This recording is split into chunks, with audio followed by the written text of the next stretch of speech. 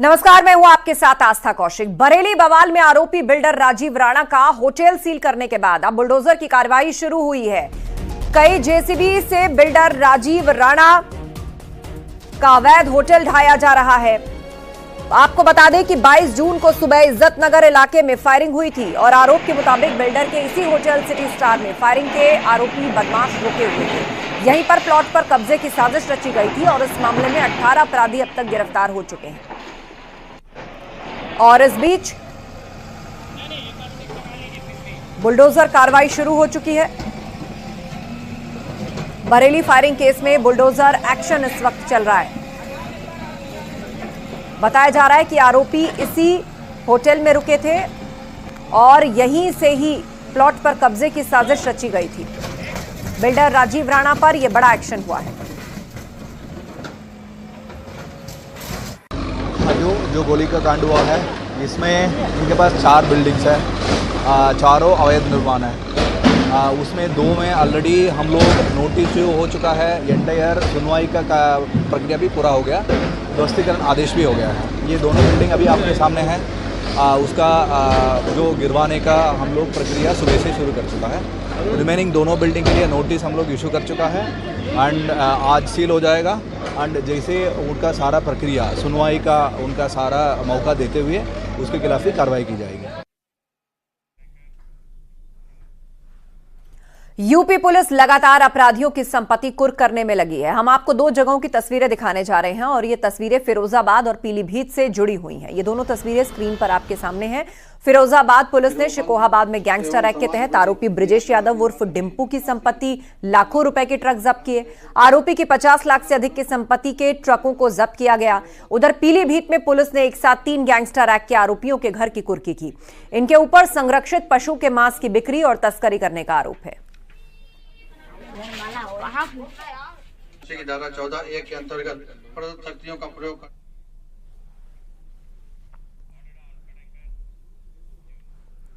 आगरा में ग्रामीणों ने लूट के आरोपी को पकड़ने गई एसओजी और पुलिस का विरोध किया और आरोपी को छुड़ाने की कोशिश की। पुलिस काफी मुश्किल से आरोपी को पकड़कर लाई। आरोपी गोपाल थाना किरावली क्षेत्र के मेडाकुर गांव का रहने वाला है और वो थाना ताजगंज इलाके में लूट का आरोपी है।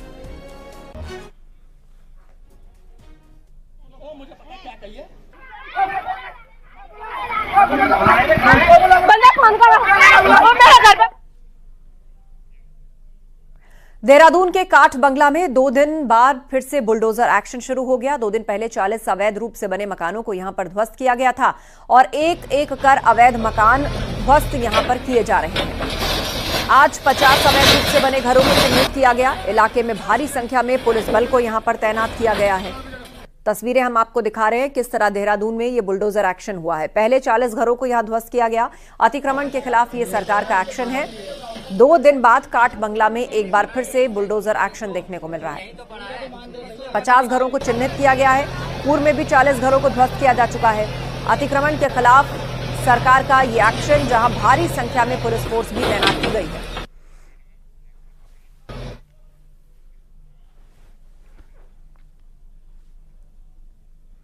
उधर प्रयागराज में बिहार पुलिस की छापेमारी। नीट परीक्षा में गड़बड़ी को लेकर यह छापेमारी हुई है। डॉक्टर और उनके बेटे की तलाश में यह छापेमारी की जा रही है। डॉक्टर और उसके बेटे फरार हैं। सोर्सेज से यह बड़ी खबर मिल रही है। प्रयागराज में डॉक्टर का अस्पताल है। डॉक्टर के बेटे ने नीट के लिए फॉर्म भरा था। सॉल्वर गैंग के संपर्क में था डॉक्टर और डॉक्टर ने बेटे की जगह जोधपुर एम्स के स्टूडेंट से परीक्षा दिलवाई थी। यह भी सोर्सेज से बड़ी खबर है। फर्जी आधार कार्ड तैयार किया गया था।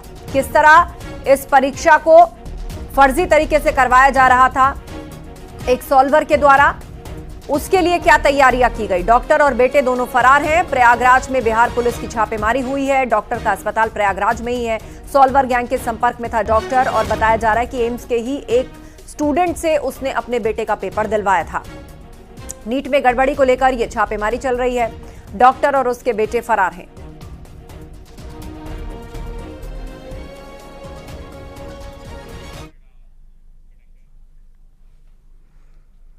बरेली में एक दिल दहला देने वाली वारदात सामने आई है। यहां एक शख्स ने बीच सड़क पर ही एक लड़के की गर्दन रेत दी। वारदात का वीडियो भी सामने आया है, लेकिन तस्वीरें इतनी खतरनाक हैं कि हम उन्हें आपको दिखा भी नहीं सकते। जिस लड़के का गला रेता गया उसकी हालत बेहद नाजुक बनी हुई है। लड़के को निजी अस्पताल भर्ती करवाया गया है और वारदात के वक्त सड़क पर मौजूद एक भी शख्स उसे बचाने की हिम्मत नहीं जुटा पाया। वारदात के बाद से आरोपी फरार है। पुलिस आरोपी की तलाश कर रही है, साथ ही यह भी पता लगाने की कोशिश कर रही है कि आखिर इस घटना के पीछे वजह क्या थी। घटना बरेली के बारादरी इलाके की है। आरोपी का नाम रिंकू है। मोमोज का काम कर रहे रिंकू की शफीक से किसी बात को लेकर कहासुनी हुई और कहासुनी के बाद दोनों में लड़ाई हुई। रिंकू ने शफीक की गर्दन पर धारदार हथियार से हमला कर दिया। पुलिस आरोपी रिंकू की तलाश में जुटी है। बारादरी क्षेत्र में जोगी नवादा में 2 लड़कों में आपसी विवाद में चाकूबाजी की घटना हुई है। एक लड़के के द्वारा दूसरे लड़के के गले में चाकू से चोट पहुंचाई गई है, जिसका उपचार हॉस्पिटल में हो रहा है, जिसकी स्थिति सामान्य है। मुकदमा पंजीकृत कर लिया गया है। शीघ्र ही जिसने घटना की है उसकी गिरफ्तारी कर अगली कार्रवाई की जाएगी। और यूपी में ट्रैफिक पुलिस कर्मियों के लिए एक सुकून देने वाली खबर है। यूपी सरकार ट्रैफिक पुलिस कर्मियों को एसी वाला हेलमेट देने की प्रक्रिया शुरू कर रही है। लखनऊ में खुद सीएम ने इसकी शुरुआत की है। ट्रैफिक पुलिस कर्मी को एसी वाला हेलमेट पहनाया गया। इस मौके पर सीएम योगी उच्च तकनीक से लैस पीआरवी की गाड़ियों को भी हरी झंडी उन्होंने दिखाई।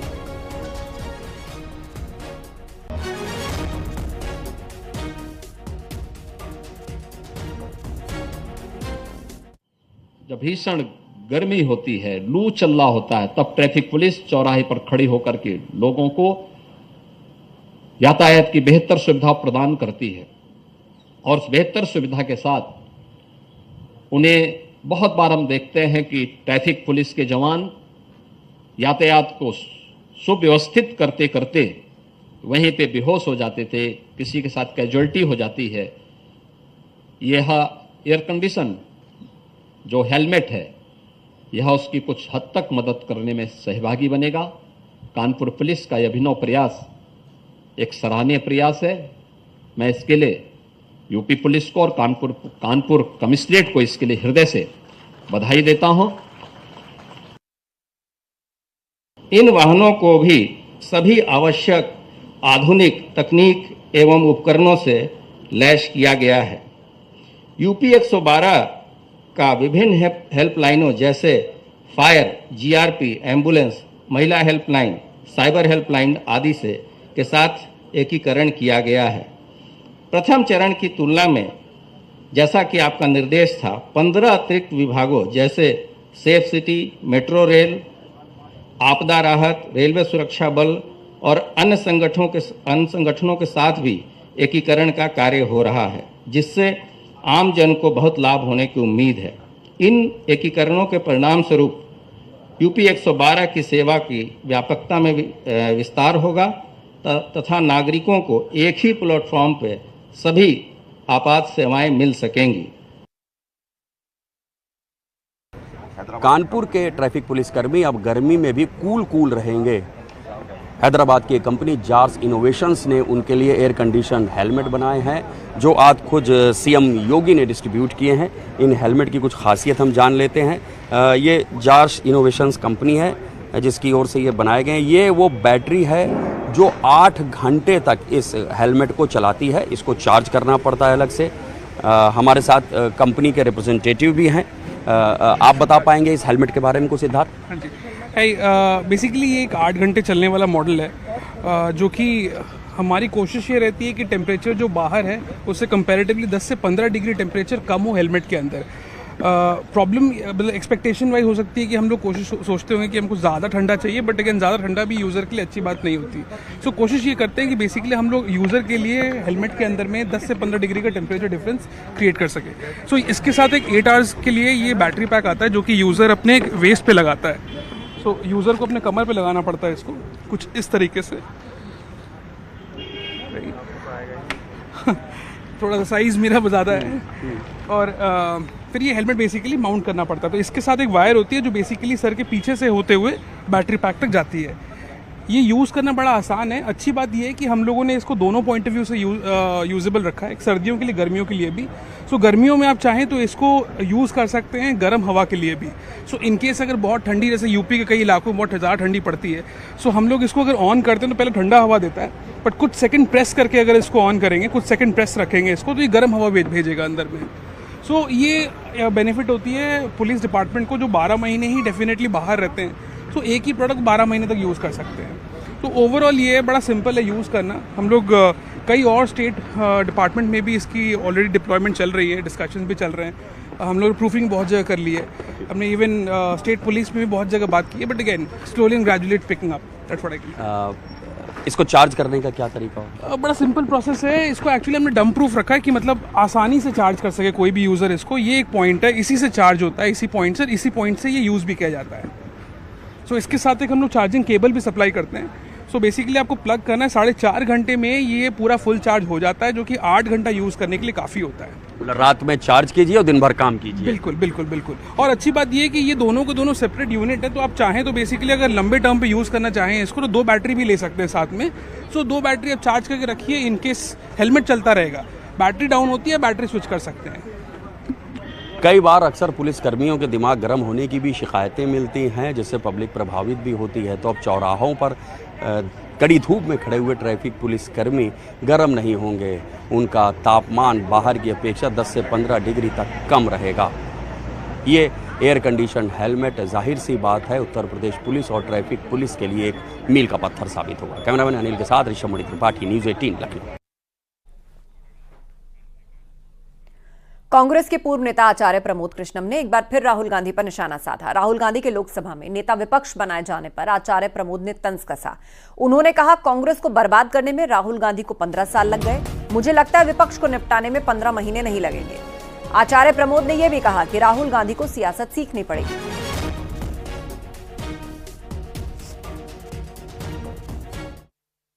उद्दीन ओवैसी साहब बड़े दानिश्वर आदमी हैं, उन्होंने जो कहा है वो बड़ा सोच समझ के कहा होगा। उन्हें मालूम है कि उनकी सदस्यता कोई रद्द नहीं करेगा, उनकी सदस्यता रद्द करने से कोई लेना देना थोड़ी है। अगर उन्हें इतनी मोहब्बत है वहां, तो वो वहां जाके चुनाव लड़े। अब संसद भारत की, सांसद भारत का नारे लगाएं दूसरे को, तो ठीक नहीं है।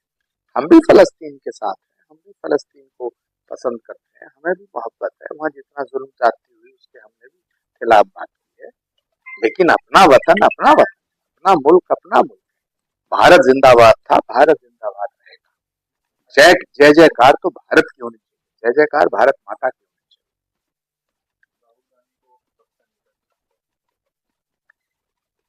चाहिए। कांग्रेस को खत्म।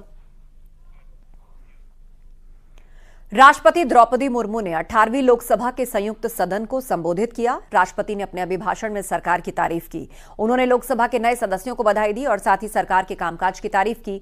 मोदी सरकार के अगले 5 साल के विजन को संसद में रखा।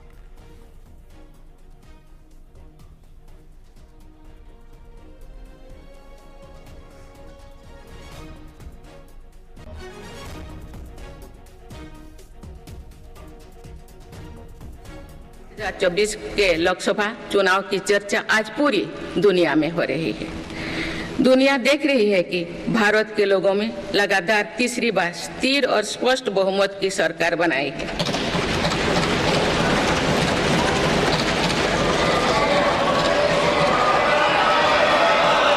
छह दशक बाद ऐसा हुआ। 6 दशक बाद ऐसा हुआ है।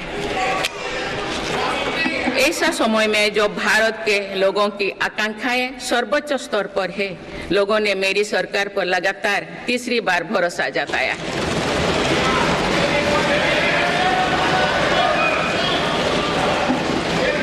भारत के लोगों को ये पूर्ण विश्वास है कि उनकी आकांक्षाएं सिर्फ मेरी सरकार ही पूरा कर सकती है।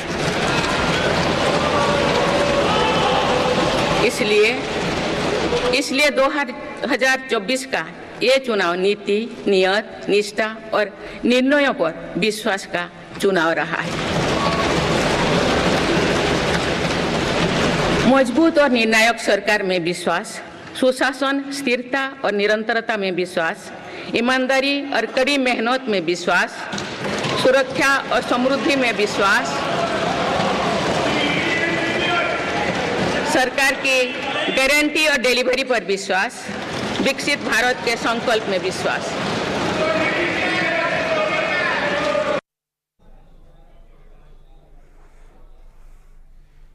राष्ट्रपति द्रौपदी मुर्मू ने आज संसद में अपने अभिभाषण में पेपर लीक का जिक्र किया। उन्होंने कहा पेपर लीक की निष्पक्ष जांच होगी और दोषियों को कड़ी सजा दी जाएगी। उन्होंने इस बात पर भी जोर दिया कि पेपर में परीक्षा में पारदर्शिता और निष्पक्षता बहुत जरूरी है। यह भी कहा कि पेपर लीक के खिलाफ कड़ा कानून भी बनाया गया है। कुछ परीक्षाओं में हुई पेपर लीक की घटनाओं की निष्पक्ष जांच और दोषियों को कड़ी से कड़ी सजा दिलवाने के लिए मेरी सरकार प्रतिबद्ध है। हमारे इससे पहले भी हमने देखा है कि कई राज्यों में पेपर लीक की घटनाएं होती रही है। इस पर दलीय राजनीति से ऊपर उठकर देशव्यापी ठोस उपाय करने की जरूरत है। संसद ने भी परीक्षा में होने वाली गड़बड़ियों के विरुद्ध एक सख्त कानून बनाया है। मेरी सरकार परीक्षाओं से जुड़ी संस्थाओं, उनके कामकाज के तरीके, परीक्षा प्रक्रिया सभी में बड़ी सुधार करने की दिशा में काम कर रही है। राष्ट्रपति द्रौपदी मुर्मू ने संयुक्त बैठक के अपने अभिभाषण के दौरान इमरजेंसी की भी चर्चा की और आपातकाल को लोकतंत्र पर सबसे बड़ा हमला बताया। देश में संविधान लागू होने के बाद भी संविधान पर अनेक बार हमले हुए हैं। आज 27 जून है। 25 जून 1975 को लागू हुआ आपातकाल संविधान पर सीधे हमले का सबसे बड़ा और काला अध्याय था।